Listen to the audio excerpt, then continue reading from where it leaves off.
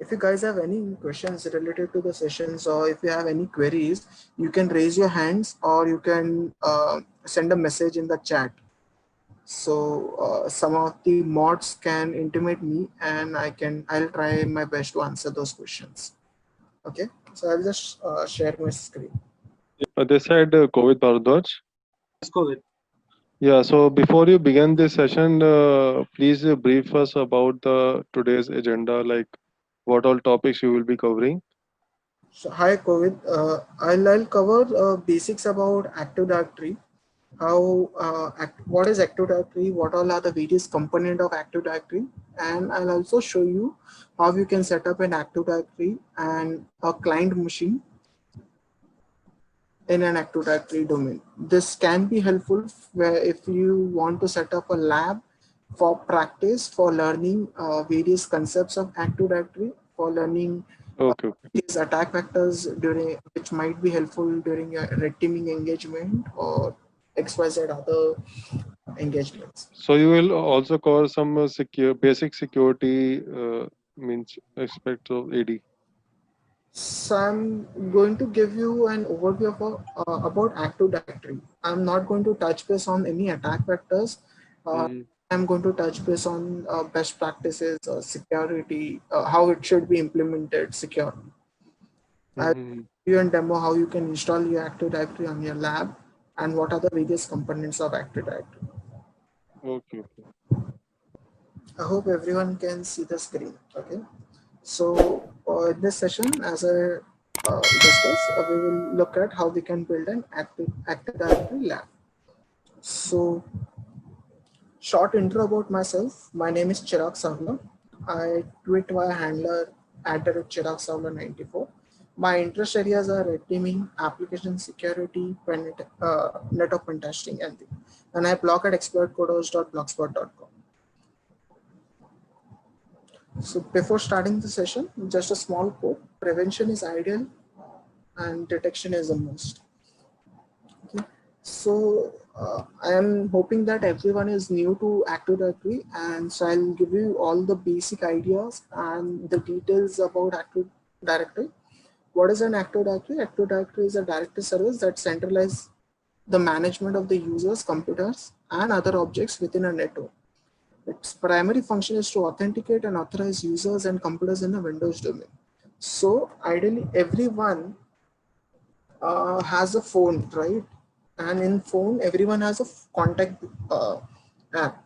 What is an contact app? It contains your name, it contains your number, it contains your email ID, and XYZ other information, whichever you can add, right? Depending on your phone, depending on the technology which you're using. So Active Directory is also a similar type of technology. Consider that as a phone book, which contains the detail of users, a username, password, their email ID, their contact number, XYZ other information.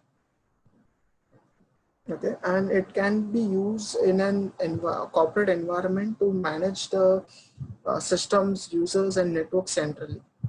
This gives a visibility to the corporate environments for management of various devices. And so if you see this image gives an overview of how Active Directory can, what all Active Directory can do. So if you see, Active Directory can manage Windows client, Windows servers, Windows user, other directories. If you have some website, if you have some applications in which the users or the authentication is via Active Directory, you can do that. You can manage your email servers, you can manage your firewall devices, network devices, and other things.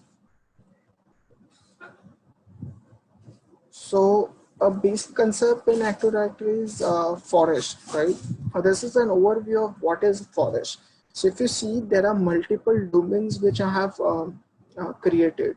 One is rtlabs.local. There's another child domain, sales.rtlabs.local. There's another domain, account.rtlabs.local. There's another complete domain which is techno.local, and in that techno.local also we have multiple child domains, right? And we all in a particular domain we have multiple components of Active Directory. Those are like groups, OUs, domains. We can have multiple domain in an forest.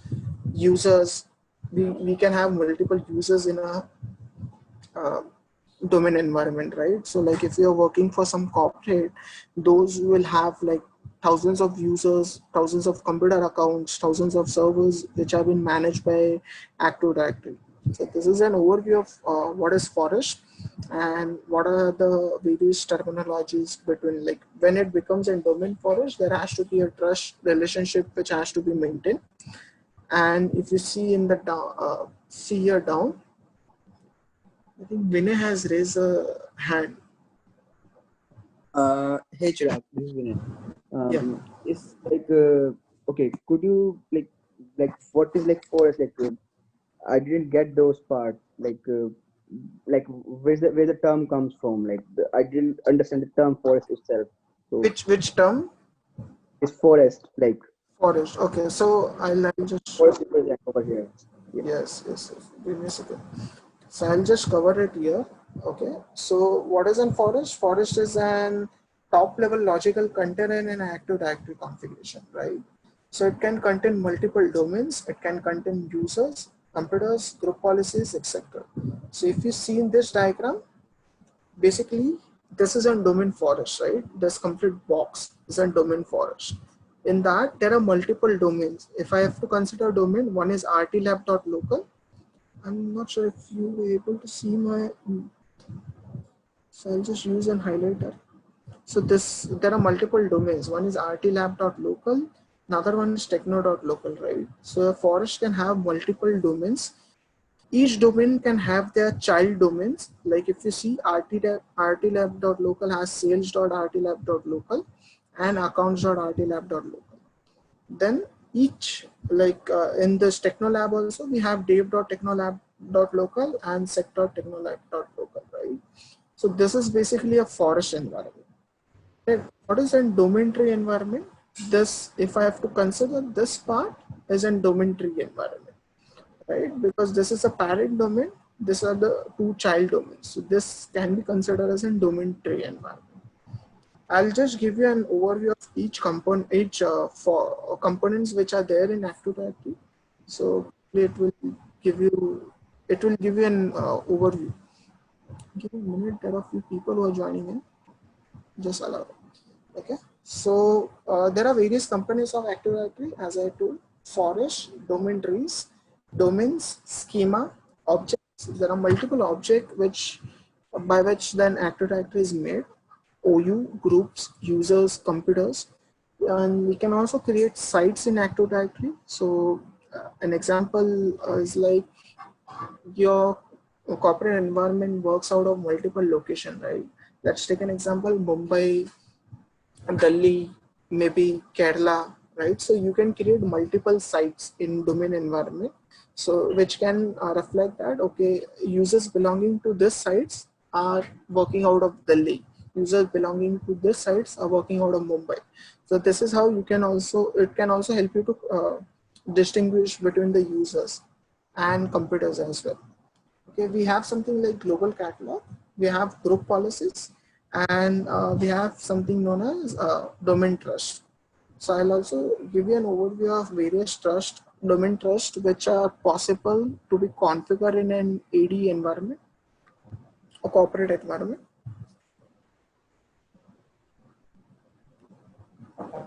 Can you please give a one-liner description for global catalog and schema? Yes, I'll give you that description. All those descriptions are mentioned above in my slides. Thank you. So as I told, forest is an topmost logical container in an Active Directory configuration that contains domains, users, computers, and group policies. What is a domain tree environment? When you add a child domain to parent domain, you create a domain tree environment. A domain tree is just a series of domain connected together in an hierarchical formats. Like if we have seen in this diagram. So this is a domain tree. This is a parent domain, technolab.local. dev.technolab.local is a child domain, and sec.technolab.local is also a child domain. At the same time, this is also a domain tree environment, right? This is the same environment which is created.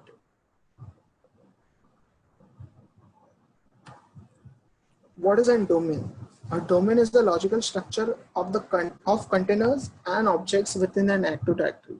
A domain contains the following components. So like everyone knows, right? Domain means, let's take an example, google.com. We look at that domain as an URL, but how the corporates work, right? In corporates also, we would have seen some corporates like Mahindra might have mahindra.com, which is used internally as well as on internet, right? So those are basically domain, and domain can contain multiple components like hierarchical structures of users, group, computers, and other objects. Security services that provide authentication and authorization to resources in the domain and other domains. Basically, your users getting authenticated or authenticating on computers, laptops, right? You're allowing them to authenticate and you're authorizing them to access that resource. Let's take an example. Another example is accessing some servers, right, which are been authenticated by AD. So that can be another example. Post that, we have policies. Policies are like group policies, which can help you to manage computers and users and various groups. So policies will define the parameters or security controls which you want to enforce on users or the computers. And a DNS name. DNS name will be used to identify that particular domain environment, right? So like if I give you an example, if you're working for some company, let's take an example, Mahindra. So Mahindra will have one of its domain, right? Mahindra.com, Mahindra.local, or any domain. In our case, in the previous picture, what we saw, we had multiple domains like rtlab.local and technolab.local, right? Those are also domain. Even if I consider child domain like sales.rtlabs.local, that is also considered as a DNS name.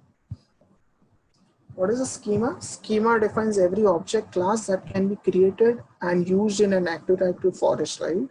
So if I have to define a schema in a simple terms, if you guys have ever used database, right? Database also have schema, and Active Directory also the structure is similar. Each object has its schema. Like if you are creating a user, right? User will have its own schema. Schema means all properties, what all attributes you can create for user. So basically, schema is nothing but it is like a definition of each attributes or properties which a particular object can contain. So let's take an example of user. User can have first name, can have last name, can have contact number, can have middle name, can have email ID, can have a profile pic, right? So this is like a schema. So whatever an object can contain. So we can say that it is a collection of attributes of a particular object, right? Correct. So correct. Attributes or properties. Okay, fine. What is an object? Objects are defined as a group of attributes that represents a resource in a domain environment. So basically, everything in domain environment is considered as an object. Let's take an example. User is an object. Computer is an object. Group policy is an object. So everything in a domain environment is considered as an object, and those objects will always be assigned with an unique security identifier that is known as SID, and that is like a GUID which is generated for each and every object. Okay, and basis on that SID, you can define permissions. You can like what you need to allow, what you need to deny in a domain environment. Who can access those resources? Who have the privileges to access those resources? We have something like organizational unit OU, that is basically it is Chirag, yeah. sorry to interrupt. Can you repeat the SID part, please? Yeah, Chirag, I also missed that SID part. SID, basically Yeah. SIDs are the unique identifier which are generated for each and every object in an environment. So if I create a new user, right, every user will have his unique SID, and by those SID, Active Directory can identify or distinguish between unique users. Is it similar to like inode number of a file? Inode. Ideally, I'm not sure on exactly inode number. I think it is an terms which is used in forensics. I'm not 100% sure, but it is like around 32-bit or 16-bit. It's kind of type of inode only. Means Yes, it's it is kind of a inode only. I hope I answered the question. Chirag, can you also give some examples of objects? Like one of them is a user. Can you give some more examples on that? So anything in active directory environment is an object. So users can be object, can be object, a server can be object, right? Anything in an active directory environment is considered as an object. So like if we go here, if you see OU, groups, user, computers, etc., everything is considered as an object.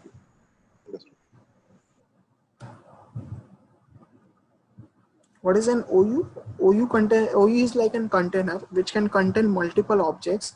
It can contain groups, it can contain computer accounts, it can contain user accounts, and you can map OUs to respective group policies, right? And group policies, as I told you earlier, those are the policies, other settings which you define to control the user and computer accounts. What are groups? Basically, a group is like a collection of multiple users.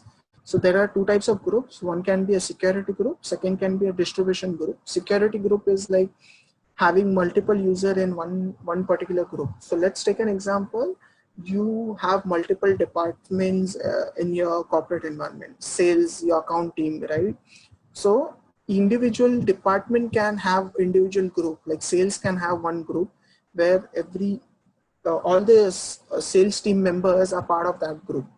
A department can another department like account department can have another group name is account, and all the members who are part of account department can be in that particular group. And what is the second type of group? That is distribution group, basically known as DL. So when you send to multiple people, right, in a corporate environment, you'll probably always send it to a DL. DL is just a list of which contains the user details whom the email will be sent. What are users? Basically, domain user is one whose username and password are stored in domain controller rather than computers the user is logged into. So basically, any user who connects or joins the domain is a domain user. Like example, if you have a Gmail ID, right? You are a user who is using Gmail.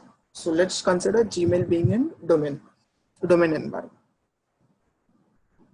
And user accounts are used to gain access to domain resources. Like if you want to log into some server, some computer, you need an user ID, right, to log into those servers, those computers. What are computers? Basically, everyone knows computers are basically laptops or servers or normal desktops. Okay, and each computer also has its account, individual account in domain environment. Those are known as computer accounts, and those are always end with a $sign. Okay, so if you want to identify computer accounts in an AD environment, mostly computer accounts will always end with a $sign. And as I told you, each computer account will also have an unique SID set to it. What are sites? Site is a collection of subnet. The Active Directory sites helps to define the replication flow, resource location for clients such as domain controller. Like I gave you an example, if you have multiple branch overall in India, like in Delhi, in Mumbai, in Kerala. So by defining site, you can define that, okay, this user belongs to this site, this computers belong to this site, and this servers belong to this site. This is how you can, this can help you to distinguish between multiple users in an environment. What is a global catalog? Global catalog server contains a full replica of all objects and is used to perform forest-wide search. Basically, if you want to search across multiple domains, right? the search will happen via GC, global catalog. By default, the first domain controller in the domain is designated as a GC. So whenever you create a domain environment, the first domain controller which you will create will be considered as in global catalog server. That will have all the object details of each and every servers in the environment.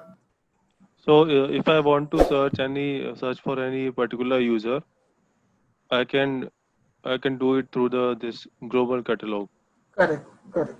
So it's only used for searching, or it also have some other use in terms of Basically, it is majorly used for searching. Since it contains all the information about the AD objects, right? Computers, your user accounts, your groups, your OU details, everything. Is it kind of a backup or something? Or No, it is not a kind of a backup. It is like let's assume that in databases, if you want to search across multiple tables, right? So how will you search? You will have to have some option to do that, right? So global catalog is like an service which does that. So if you have multiple domains, like let's take an example, rtlabs.local, you have another child domain, sales.rtlabs.local. Now, if you have to search across multiple domain, you won't go on each domain and search for certain things, right? So that's where global catalogs come into picture, which will have all the replica of each and every domain controller, each and every data of each and every domain controller, and can give you quick results for whatever you are searching. And there is a real-time replication between the like say Active Directory and global catalog.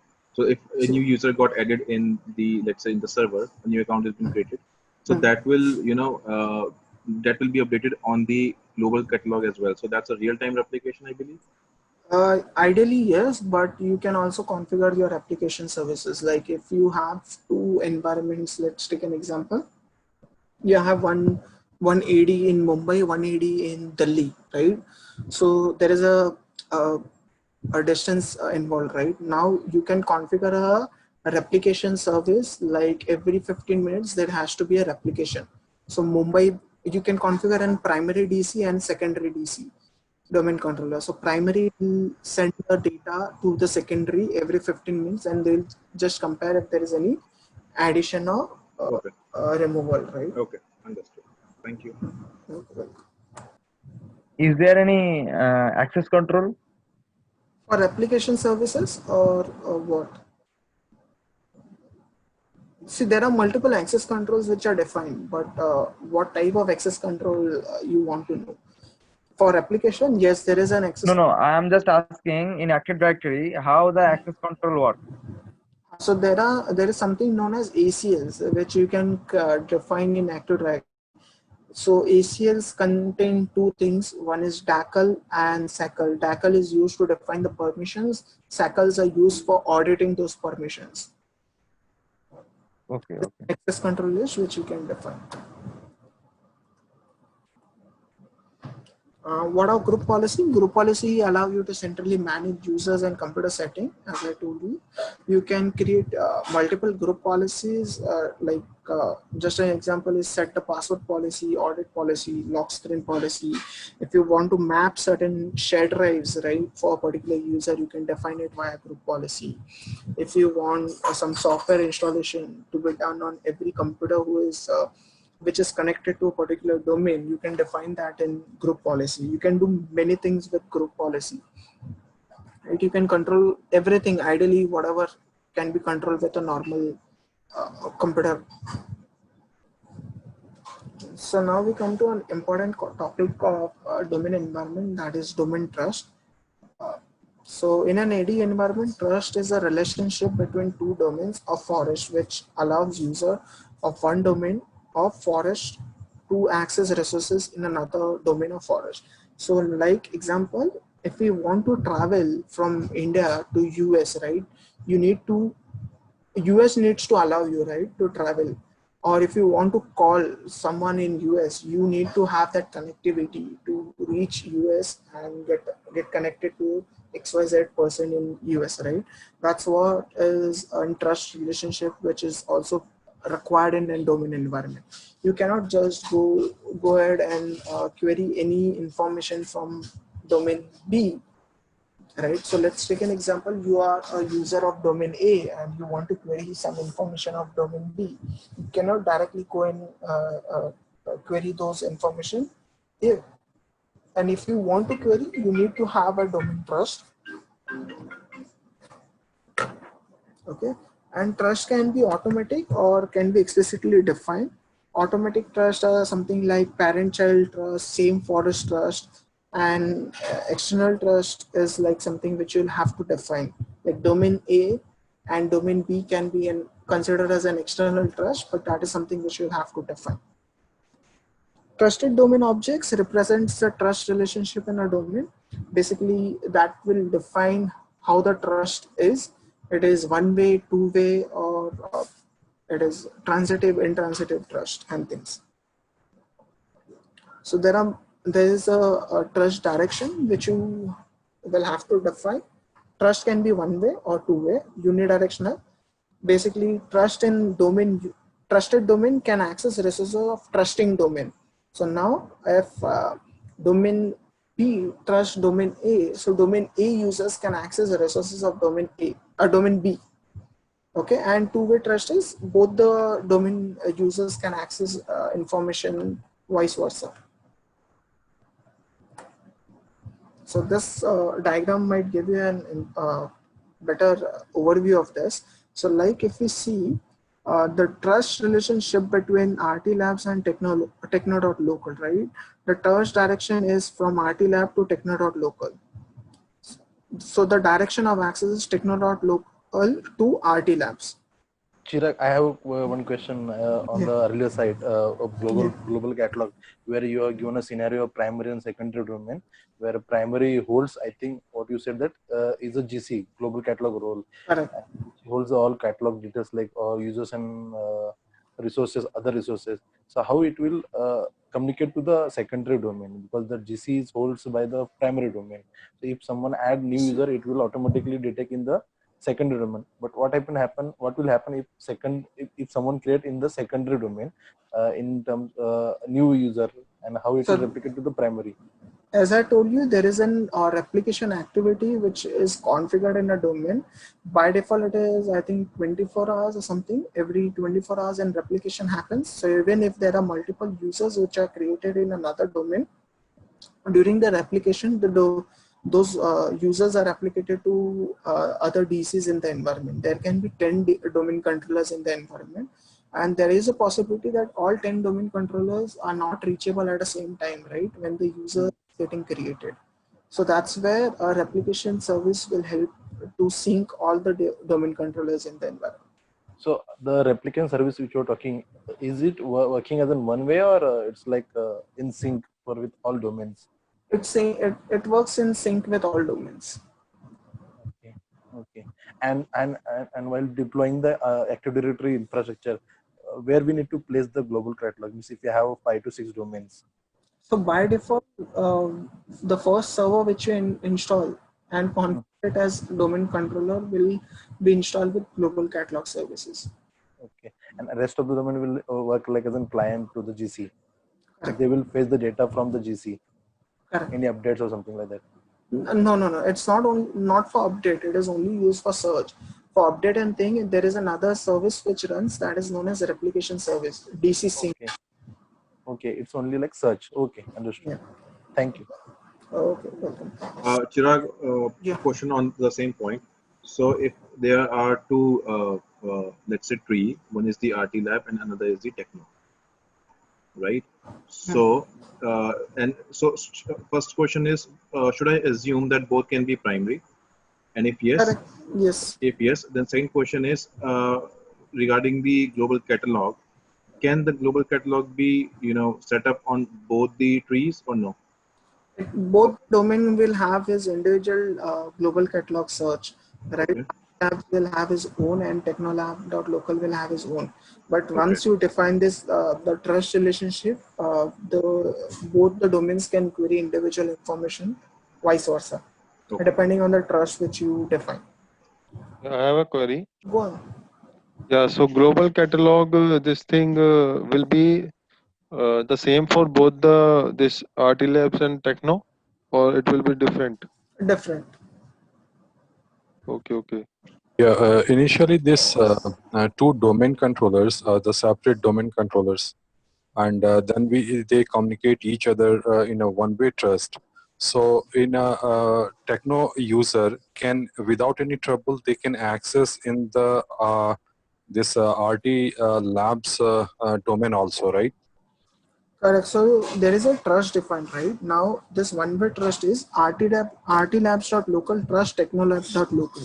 So this is like I'm giving permission to techno.local to query or access my resources, my information, right? This is something which I'm trusting this guy. Okay. A simple word is like a simple example is when you trust someone, right? You like to share the information, your personal information or information which you want to share. It's similar in the domain trust environment. It is one-way trust. I am sharing an information to person B because I trust him. It's not necessary that person B trusts me and he will share the information with me. Okay. Yeah. Thanks. Okay.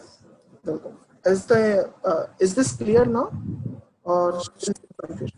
Chirag, I have a doubt here. So let's say, let's go with the diagram itself. RTLab.local has a direction of trust to the Techno lab, right? So my point is, let's say if Techno has a GC setup, so can RT Labs do a replication service and fetch the information from Techno GC? No, because the trust is one way, right? I don't trust Technotype or Technolab.local does not search me. Techno.local doesn't trust me, right? I cannot quit. Okay, fine, thanks. And second is two-way trust. Both the domain controllers trust each other, and so the users from domain A can also search details or access resources from domain B, or users from domain B can also access resources and information from domain A. So this is the simplest one. And so domain trust, again, there is something known as transitivity. Okay, what is it? Like there are two types of transitivity. One is transitive trust and second is non-transitive trust. When I mean transitive trust, that can be extended to the established trust relationship. So let's take an example. Domain A trusts domain B and domain B trusts domain C. So indirectly, domain A also is trusting domain C when there is a transitive trust. Okay. So mostly by default, transitive trust is created when there is a tree root trust architecture, domain architecture or parent-child architecture. And there's something known as non-transitive trust. That is like it cannot be extended to a domain, trusting domain basically, and can be two-way or one-way trust. This is a default trust which gets established when you create an external trust in a domain environment. So if I have to give you an example, so let's take an example. This is a transitive trust, domain A trust domain B trust domain C. Okay. And if I have to give another example of non-transitive trust is, this is an example of non-transitive trust. So domain A is trusting domain B trusts domain C. But this does not mean that domain A is trusting domain C or vice versa. Domain C is trusting domain A. And in transitive trust, all three domains trust each other. So it's like if user A is my friend, I trust user A, and user B is a friend of user A. So user A trust user B, and then user A tell me that, okay boss, he is my friend, so you can trust him. So I also start trusting user B. This is a simple example which I can think of. Chirag, one thing here. If with this trust things, if domain A and domain B is having trust, so what all the resources they can access with each other domains from each other domains? Any resources basically they can access, but if I know, you can control the access of resources as well between both the domains. Okay, like you can say that print and all these things from domain A, user can print from the domain B, like domain B printer. The printer which is installed in domain B can be accessible by Correct. domain A. Correct. So you can define that access control list, who can access which resource and what actions they can perform. Okay. And Chirag, yeah, sorry. sorry, go ahead. So domain A administrator can create a users for domain B also. If a permission is provided, yes, they can do that. Okay. If the rights have been provided. Okay. Chirag, can you please give me an example or the business requirement of setting up a single way trust? What could be the reason of doing so? So if you, there can be n number of ways. So let's take an example that you have subscribed to some third-party service, right? And that third-party service wants to access your AD environment for authentication and authorization of users. So obviously that third-party service is not going to give you access to their resources, right? But they want that access to your domain to verify the user details and credentials and XYZ other stuff. Okay.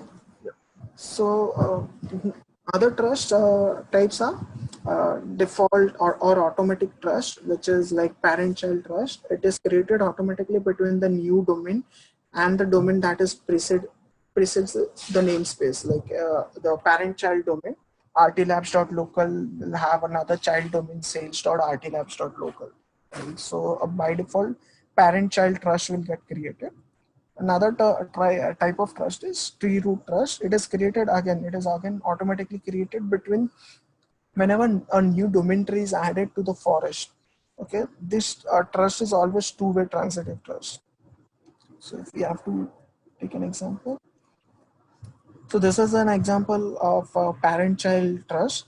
Techno.local is a parent domain controller, and dev.techno.local and set.techno.local are child domain controllers, and they have a parent-child trust by default.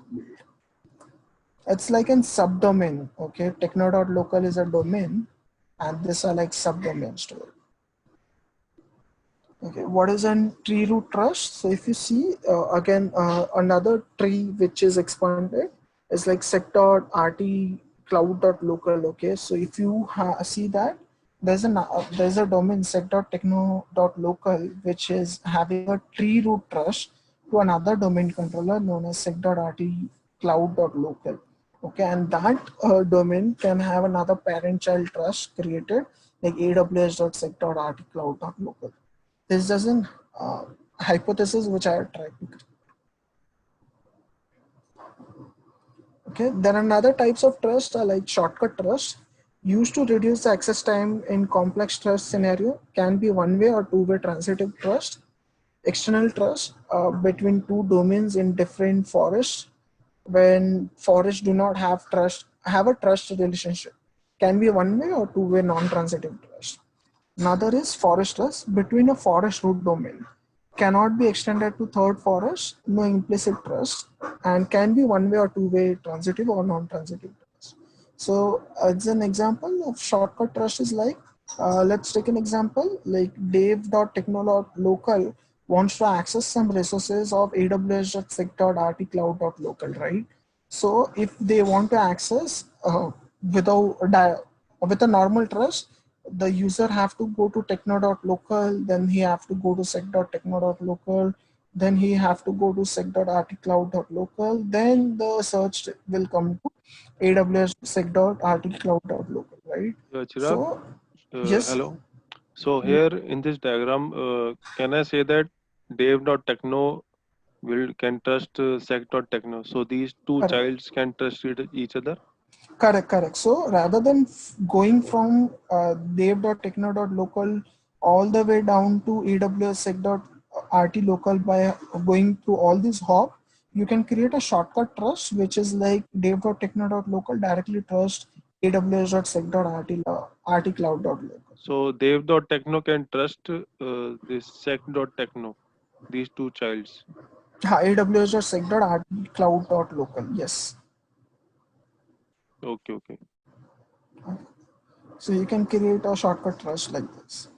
And this is an example of external trust. External trust can be one way and two way depending. So like we have a company, let's take an example, RTLab.local. We have a parent-child trust relationship built here. Okay, and now you see that there is another trust which is built. So accounts.rtlab.local has a one-way trust in sec.technolab.local. Let's take an example. This company is giving them a service for security, for sales, and XYZ other things, right?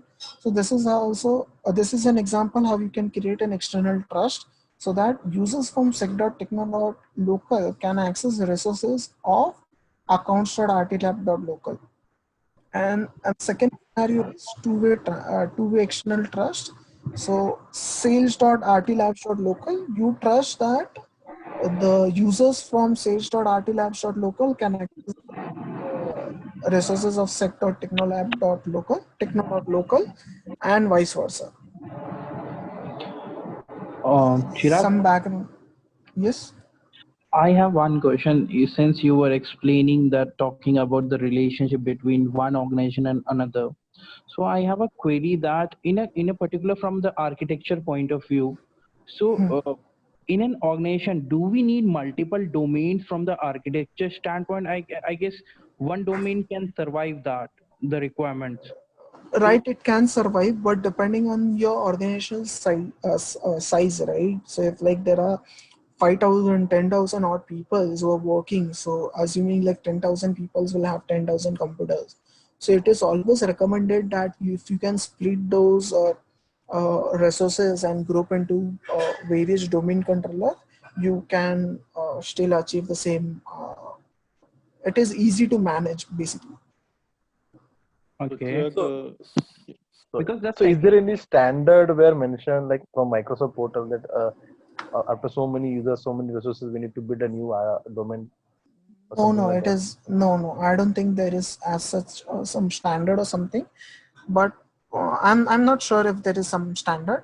But this is like depending on the uh, Performance we are getting, and then we can performance, predict that. or it can be if you want to isolate things, right? If you want to uh, uh, have an isolated domains for various department, which again can be controlled via a parent domain, this might be useful. Or let's take an example, you have multiple companies, right? That can be one of the reason where you can have multiple domain controllers. Or the region This wise type of also trust for you can have. Delhi. Correct. Via region wise also you can have your have your separate domain controller. So we have different hierarchy in the Active Directory. One is domain. Second, in OU. Third, it could be at site level also. So we can segregate it on basis of OU and sites. I mean, just putting an option. I mean, rather than doing a domain level segregation, we can do a segregation on basis of OU, on basis of sites. We have that Yes. option. Yeah, you can still do. So as I told you, right, it will be completely dependent on the person who is setting up this environment. Okay, there's no so there's no security concern of segregation. So by virtue of domain or by virtue of OU. So there's no. There is something known as red forest, but and that gives you security benefits also. So that is something which Microsoft also recommends to have an environment which is like structured in multiple tiers. Okay. But So going is with there this example, my other colleague has said like that if having defining the structure with the OU. So again, where we have an employee more than 5,000, and if we are going to segregate within the OU level, so it is going burden is going to come on the I think one single domain controller itself. That's why I think Correct. we need to go with the different domain, with other domains also Right, so to it's completely manage on the the load. it is completely on the architecture how you want to build, right? And it will be completely depending on the decision should be taken by them. So is there any limit on the number of computers that you can add in a domain? I'm not sure. So another is forest trust. So if you see rtlab.local trust technolab.local. Chirag, I missed that external trust part. Okay. So basically, I'll just go through again. External trust is like, let's take an example. You have multiple companies. RTLabs.local is one of the company, and second is Techno.local.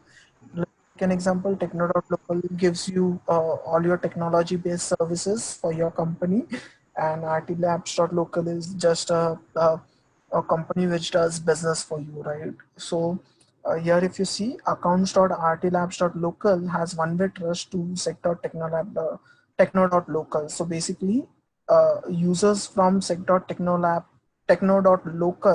can access all the resources of accounts.rtlabs.local. And the second trust, which can be built as like two-way external trust. If you see, sales.rtlabs.local can access all the resources of techno.local, and vice versa. The people's or users other resources from techno.local can access resources of sales.rtlabs.local. Is it a trust between the childs?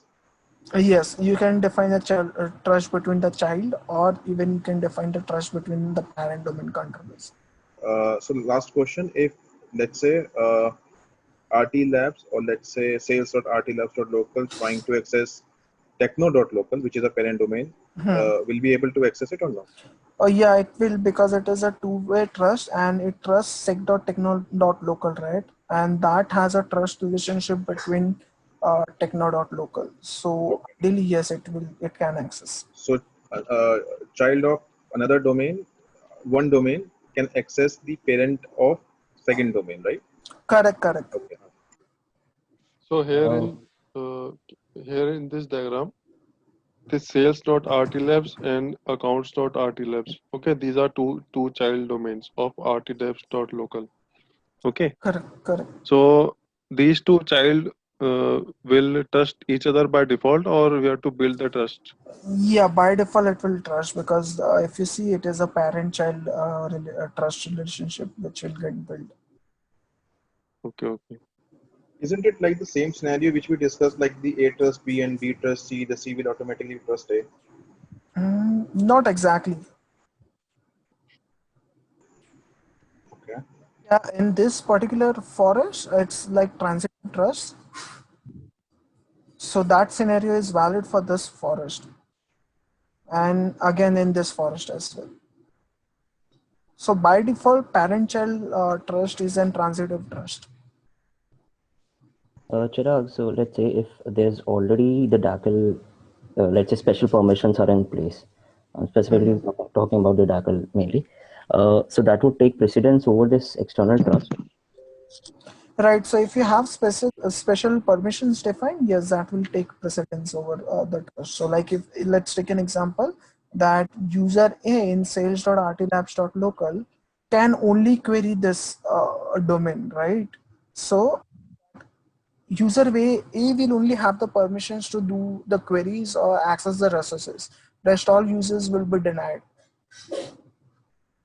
Got it. Thanks.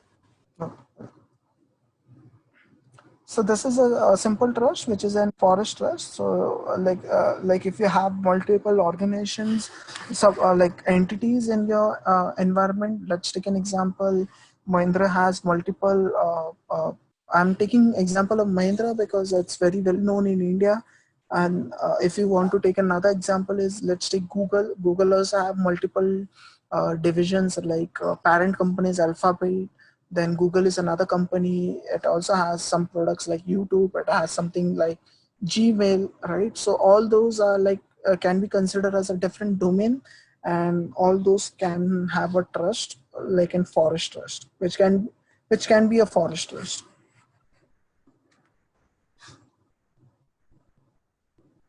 So we can go on a hands-on session of how to set up an ED environment. So I'll just go through the slides first, because I have captured all the screenshot in the slides, and then we can set up if time permits. So basically, if you want to set up an ED lab, you need a server OS, and AD should always have a static IP. Okay. So first step is to add set a static icon and then come back to the slides if required.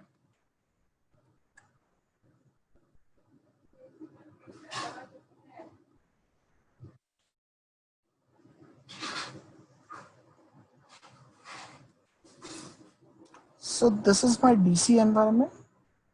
This is my DC. So what I can do is I can just go set up first is like I'll set the IP address. So like I'm using VirtualBox for setting up and domain controller. Okay. There are few things when you are setting up a lab for learning all this. I request that you go about creating another virtual NIC card.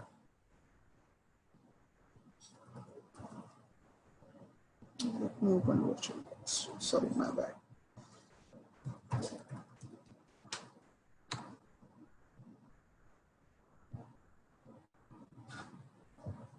Okay, so you can go into machines.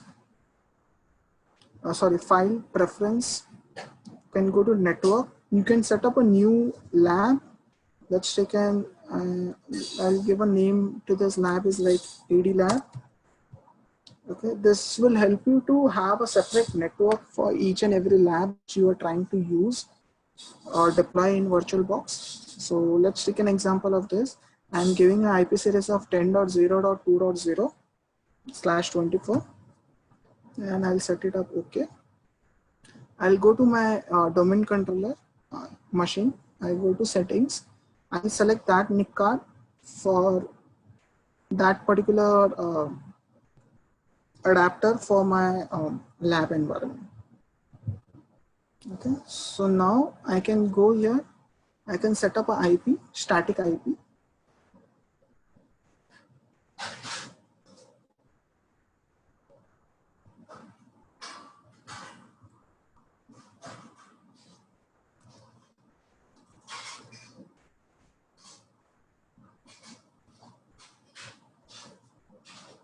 So by default series was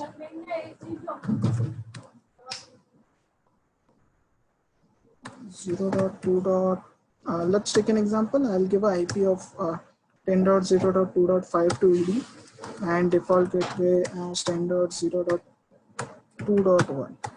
Okay, I'll give a DNS setting to localhost because once you configured AD, by default you also install DNS services.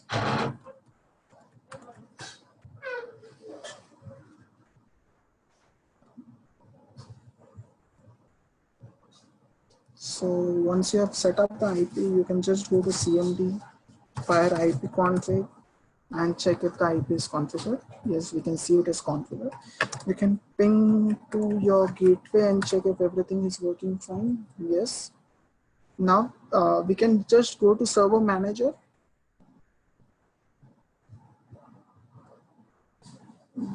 Go on manage option, click on add roles and features. You can just go next, select the computer. This is basically the server name. And go next. One more thing, if you see here, the name is a random name, right? When -16 something dot, right? So you can also go and change the name of the server, your computer name, server name basically. You can go to computers, property. You can click on change setting. Click on change, and you can just add it like DC01 or whatever name you want to add. DC is nothing but it's like domain controller. And select OK. It will ask you for restart. So you can just click on OK. You can restart immediately. Chirag, it's Windows Server 2019. No? Right. It is Windows Server 2019. What did you select in server roles? No, I didn't select it. I'll show you that option now. I just set that computer name and I have restarted the server. Okay. Chirag, I know that this answer will we will able to search in the internet, but just from your perspective, your experience, what are the key changes in the 2019 Active Directory and the earlier versions? The key. A lot of security features which were added in 19, if I know it correctly.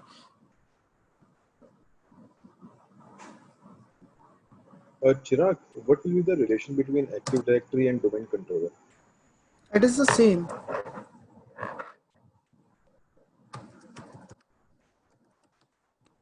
So here I'm using my current network properties in server 2019. So that's fine, right? So I'll be on my current network. Yeah, you can use anything. That is like if you are setting up a lab, right? It is always recommended like you have a separate network completely, so that even if something goes wrong, it is within your lab environment. Those machines cannot talk to another machines, right? Because IP will be different and there won't be any routes to connect. Correct. Okay. Can you also please share the PPT if that's possible? Yes, then I'll share that. Sure, thanks. Okay, So we'll share that. We can go to manage, add roles and features. We can just go to next. Now we see that the name of the server is changed to DC01. Then we can go to next. We can go and select this Active Directory domain services. We can add all these features which are required. We can just go on next. We can directly go on next. If you want to enable any other feature, you can again select that and just have it. Can we enable DNS there itself or no? Sorry? Can we enable DNS? DNS will by default get enabled to install the Active Directory services. So I can just click on restart if needed. Okay, and I'll just select on, I'll do an installation. It will take a couple of minutes to get installed, and once it is done, I will have to configure a few settings.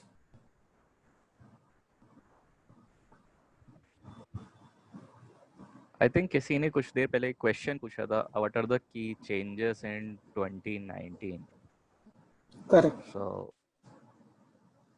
I would like to just tell some of the bits which I know, and my name is Mukul, so you can see me by the name of MK.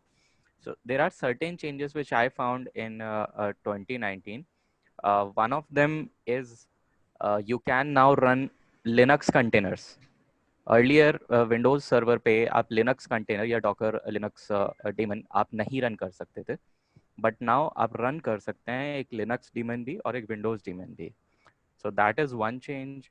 And another one which I know of is HTTP 2.0 के लिए एक upgrade डाला गया है, because previously there was a tool named as Merlin, which was a post exploitation tool.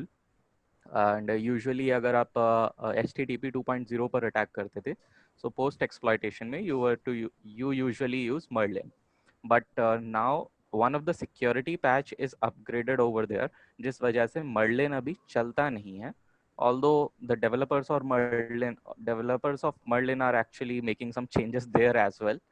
Apart from that, तीसरा point था test failover का. अभी if you want to validate the replication, or you want to mount any extra storage, or you want to back up certain things, so एक special new feature है which is named as test failover. So these are some of the key things which I found on 2019, and they are not available in previous versions. Apart from this, कुछ और भी changes हो सकते हैं, and I'm surely they are available on internet as well. Thanks, Mukul. Mukul, again on your point, so while performing the AD exploitation, we will be going to do that on 2019, right? But why I'm asking this is, abhi in organizations, are they using 2016 or they have agreed to 2019? Because I believe that the exploits which were working on 2016 will not going to work on 2019, and there are some new exploits for 2019. This is what I'm assuming. Yes, kind of the same things, but what I know of, what I was talking about, the exploit is a post-exploitation one. No, I Once you are understand that. already inside, there are okay. Correct. I agree on that. So my point is that abhi bhi organization mein they are built to 2019 or they are like at 2008, 2016, or do you have some background on that? See, frankly speaking, अभी organization में 2016 ही ज़्यादातर चल रहा है, and जो मैंने देखा है कुछ organizations upgrade करने की कोशिश कर रही हैं, but again there are certain other things. If you are moving on to baseline compliance team, then they would tell you what are the metrics they are following inside the company. So once again, there are a lot of things which depends on upgradation as well. You have to take all the permissions, all the required permissions from baseline team. Then vulnerability management team will do some other work. Then after all those teams comes the part of this pen testing team. Okay. So we have seen that the domain services. You can just click on close. Okay, we see here a yellow mark, right? This gives us a notification that there are some post deployment configurations which have to be done. We can just click here and click on promote this server to domain controller. Okay, now we have the other configuration. Since we are creating a new domain, we will select a new forest. We can give any name. So I'll just stick to that name, rtlab.local. Okay, I'll go on next. Here I can select the functional level and domain function level. By default, even if you are using 2019, I think the function level, the highest functional level is set to 2016.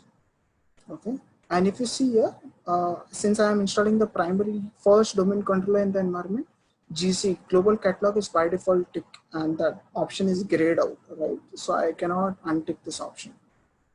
Okay, this is a DSRM password. This is used for restoring your directory services in case of some emergency. If something goes wrong, these credentials can be used to recover the domain controller.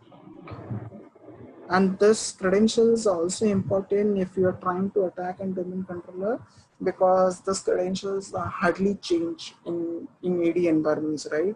Because AD admin who is working in some corporate might have set up an AD domain controller, but if he has left, probably no one in that organization might know the password as well. So this is also important for that. So let's set up some password. You can have any password. Okay, you can just go next. You'll be asked to assign a NetBIOS name here. That will be considered as your domain name as well. By default, it will take rtlabs.local. Chirag, for the deployment configuration, did you add a new domain controller like the existing one, or No, new one, because this is the okay, but which we are trying to create. Sorry. This is the first domain which you are creating, right, in the environment. Okay, so we have selected the first one, right? Add a domain controller to existing domain. No. Add a new domain controller. So this log file folder will contain all the logs, access logs or. Correct. So basically, NTDS is a database folder which contains all the information of the domain and right, your user information, their credentials, everything is present in the NTDS file. What about that SYS volume? Sysvol, right? I'm coming to that. Sysvol is a folder which is accessible to everyone in the domain environment, because all the group policies which you create will be saved in Sysvol, and by this folder is by default shared to all users in a domain environment, and all the group policies are pulled from this folder. Okay. Thank you. Okay. We create a central store there in the Sysvol folder. Correct. So we can just click on next, and I can click on next. It will go and check for prerequisites. If there is something missing, it will give us a prompt, If not, it will give us a prompt to install. Okay, now since we are running really low on time, I request everyone to take up the questions afterwards. Let Chirag finish up the things and we can take up the questions later. I'm just installing it. It might take a couple of minutes to install.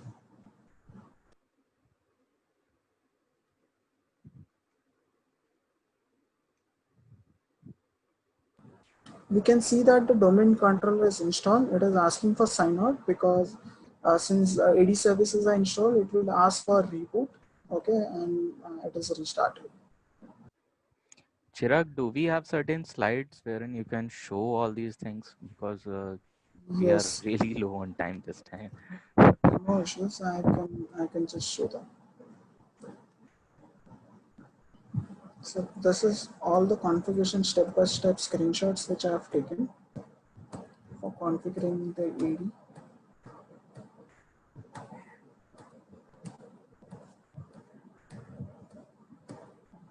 Once you are done with the configuration, you'll see this uh, authentication screen on your AD. So you can enter the password. You can see that RTLabs/administrator, since this user is now a part of domain environment.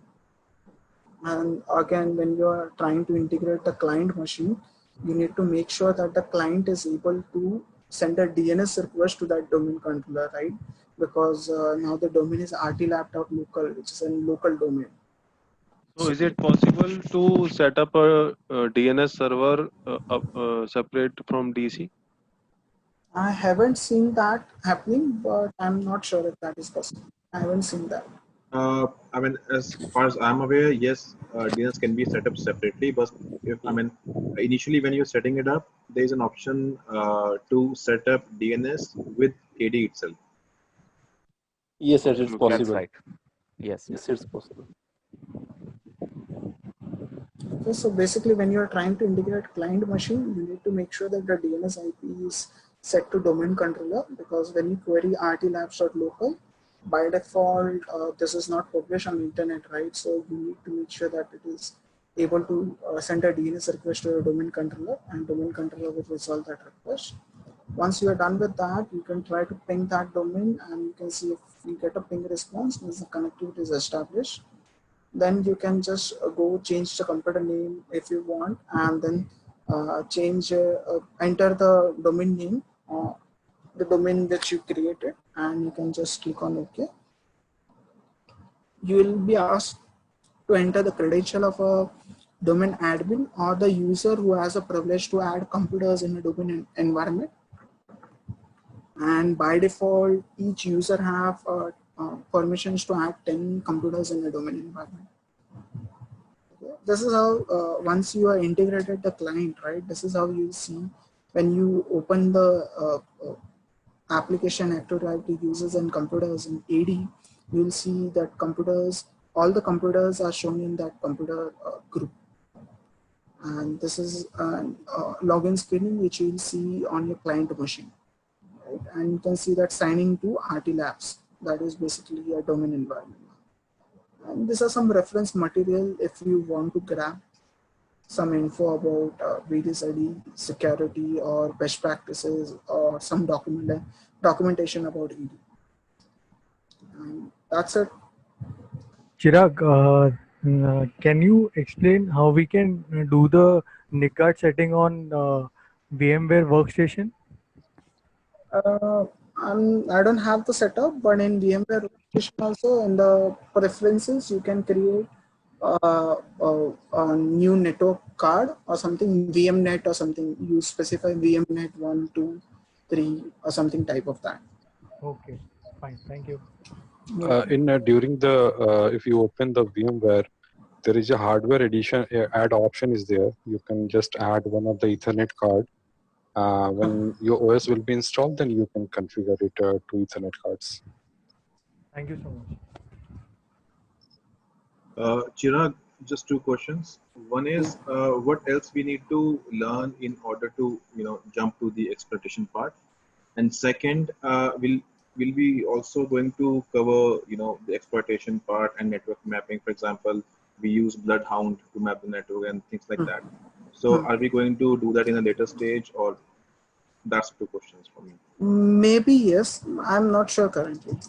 Maybe yes. We might plan some of those scenarios. And what else we need to figure out or learn in order to jump to that part? I mean, will this be sufficient or no? See, basically, this is something which I've showed you how to set up your AD lab, right? Now you can try building or configuring all those use cases. Like let's take an example. You want to configure a vulnerable AD lab. There is a script written by David. Just access that script. It might be helpful for everyone.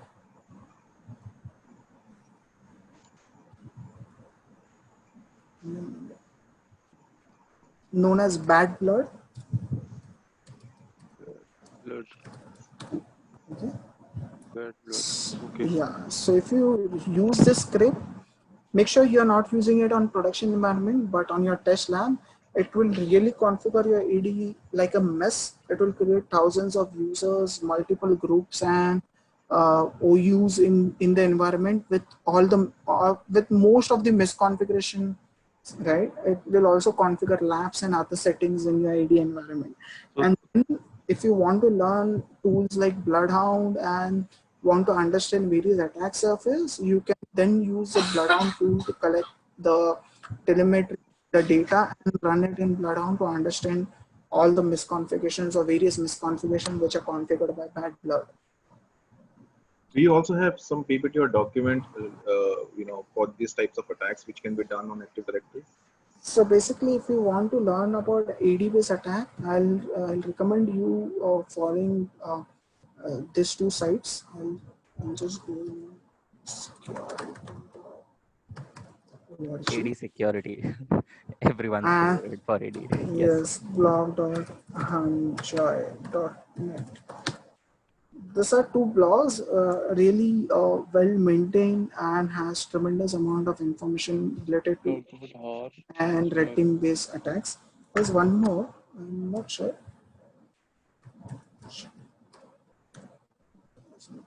I don't recall his website.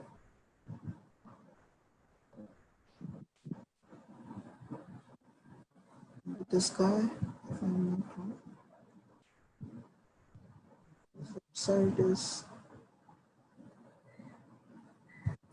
yeah, this is another website, really good and well maintained for these AD related attacks. So these are three blogs which I'll recommend if anyone wants to learn about various AD-based attacks. And if you suggest any good book for beginner like me to understand the AD concepts, basic. I'll refer that you go and visit this website, edsecurity.org. It has a lot of information. Just go through that, and I think you should understand various concepts about it. Sorry, Chirag, for the Chirag, I have last question. I can ask you. Yeah. Chirag, what are the 1 best minute. practices to maintain this AD? Best practices, there are a number of things I'll say, right? It always depends on the way you manage AD, the way you configure AD. So there are a number of things.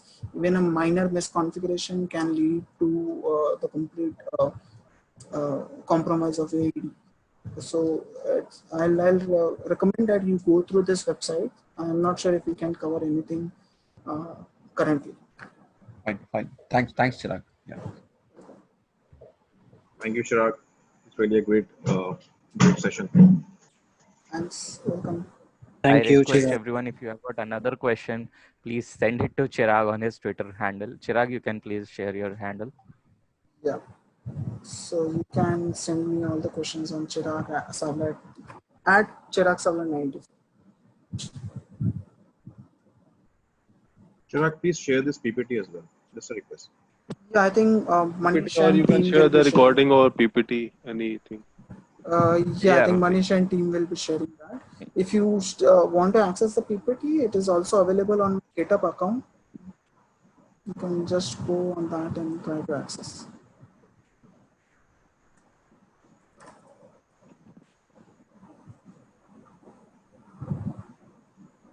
You can access the PPT from here as well. Thanks a lot for joining the session.